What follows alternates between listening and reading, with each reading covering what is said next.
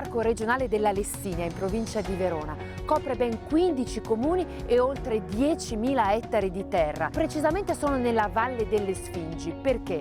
Perché alle mie spalle ci sono dei monoliti che ricordano molto le Sfingi egiziane. Ma che cosa c'è da vedere in questo parco? Beh, guardate qui, ogni pietra ci racconta una ricca storia geologica di milioni di anni. Qui mi trovo nel Museo Geopaleontologico di Camposilvano, un punto molto importante per il Parco della Lessinia, perché qui si racconta la storia delle prealpi venete. Pensate che ci sono dei reperti fossili che hanno addirittura oltre 200 milioni di anni. Vi faccio vedere dei reperti molto interessanti che si trovano in questo museo. Sono le ammoniti, dei molluschi che navigavano nelle acque e se ne trovano ancora di fossili così nelle rocce di questa valle e guardate, quella era la loro forma originale.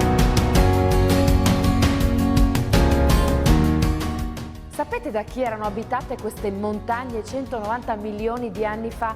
Beh, da dinosauri come questo. E infatti qui ci sono le loro impronte fossilizzate.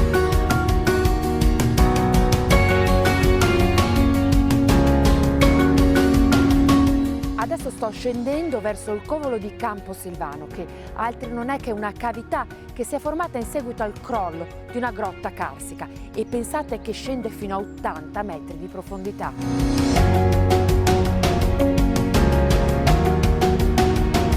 E questo è il covolo, che in dialetto cimbro vuol dire buco o cavità, e qui potete vedere tutti gli strati marini.